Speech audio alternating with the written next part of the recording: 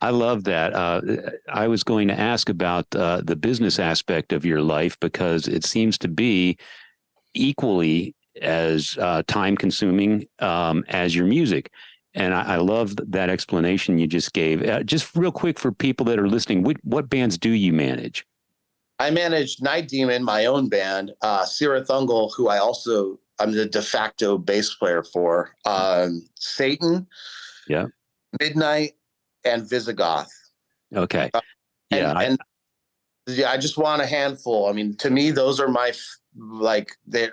they each are legends in their own right, and it's a cool little gang. Yeah, and I wanted to hear those names because I know our listeners will recognize them. You're not just managing the local bar band; these are bands that are on major tours, and so it is a lot to handle. Managing one band and being in a band would be more than I could handle. So, hats off to you for managing 5 bands and then pursuing your own. So the youngest group that you manage, I'm gonna just riff here, might be Midnight. No, actually. Well, see, they wear masks, so you'll never know how old they really are. Yeah. Surprise you.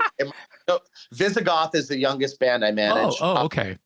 But they're the first band I ever managed. So I've managed them for, I think, 8 or 9 years. And look, I never wanted to be a band manager. It was never my passion at all. I'm an artist, but I just was friends with people, and I came across this all happened naturally with everybody that I manage. It was just like, okay, these guys are at a crossroads and they really need help, and they're about to make some crucial, possible career crushing moves, And so what can we do to help, And it kind of just evolved into that. And, I don't have any contracts with my bands. They're all handshake deals. I don't want to lock anybody into anything. I've never been fired ever. I just, when we're done, we're done. I mean, here's the thing. I think I'm the best band manager type because I'm the guy actually out there doing it. Yeah. There's a lot of people that manage bands that, never leave the office. Hold on a sec. Rob from Cirith Ungol just walked in the room. Say hi to these guys. Hey, how's it going, Rob? Good to see you, man. How are you? Cirith Ungol. Yeah. Cameo appearance. Nice. On a podcast. Nice. Anyway, but the thing is, there's a lot of and bless them. We need business people in this business, but a majority of them, they got into the music business because they love music, but they're like, oh, but I never could play an instrument. That's what every guy will, or man or woman will tell you in the music industry. I love music, but I could never figure it out. I'm just not musically inclined. Yeah. Well, basically, I mean, I'm not. I just worked really hard at it, So it's like, I'm the guy out there doing it. So I can book a tour or deal or work with an agent and just go, that ain't going to work. It's for you sitting behind a desk, collecting a percentage and just going, well, that's the routing and that's this and that. And that's what's available. And I'm like, well, guess what?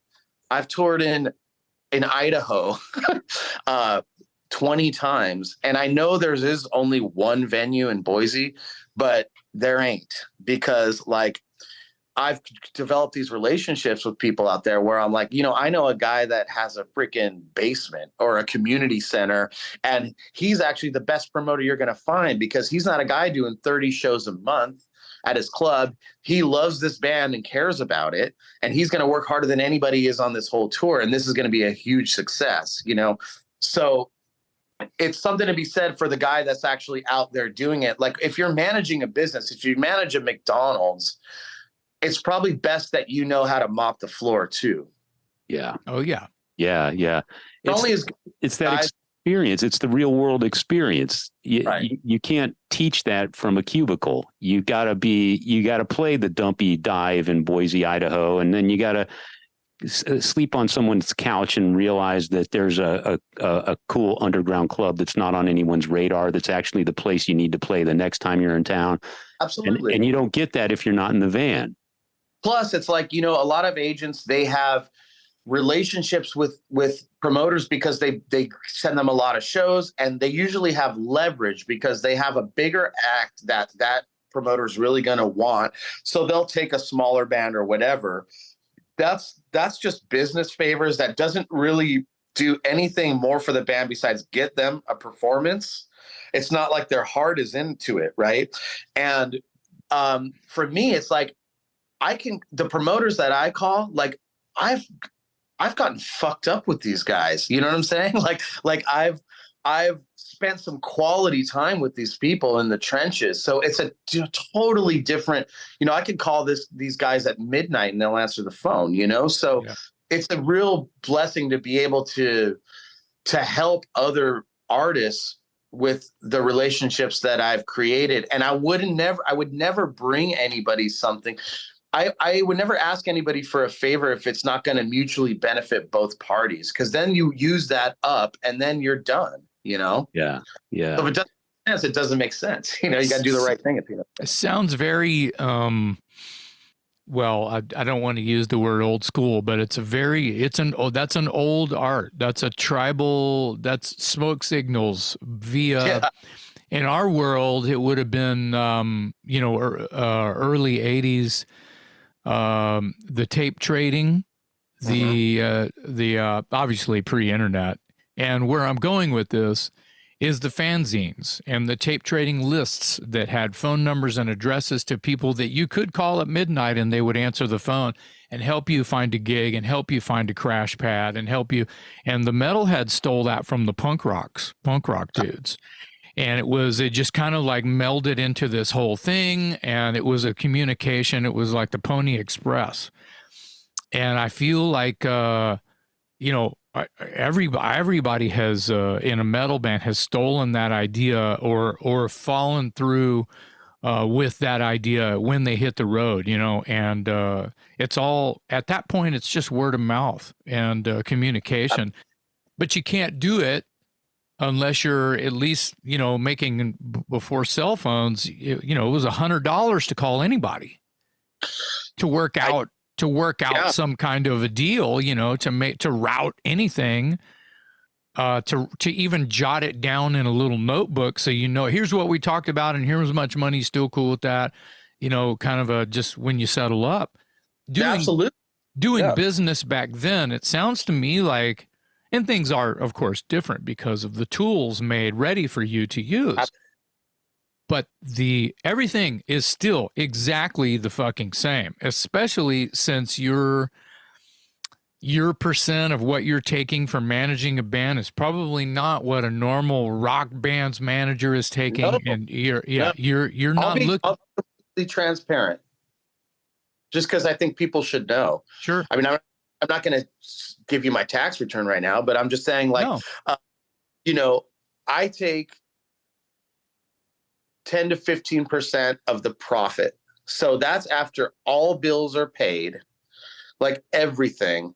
That's what I take, because, and again, I have a staff that I pay. There's like administration fees I'm hosting all the web stores, websites, all that. Yeah. But the thing is, it in order to make a living, what it does is it pushes me to make that much more money for my bands. Because I'm like, well, here's what I need to make. So that means you guys are going to make this much. Most managers will take anywhere from 15 to 20, sometimes 25%, some of these bigger management companies, of the gross. So that's before the van rental's paid, the bus rental, the merchandise. All this shit costs money, And so being completely transparent, that is my system. And with my label, I do only 50-50 deals.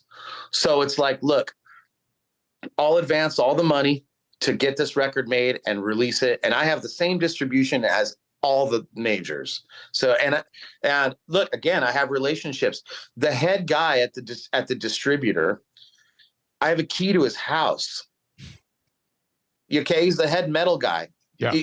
It's like Sony doesn't have that. You know what I mean? So I like doing 50-50 deals. That's the old Greg Ginn Black Flag SST model. It's like, look, I'll front all the costs. We'll get this record made.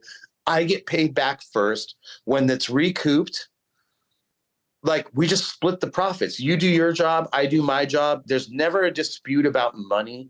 It's not like any of this, or I give some band a big advance and they think this is great, and that money is gone within a week and they never see a penny, you know?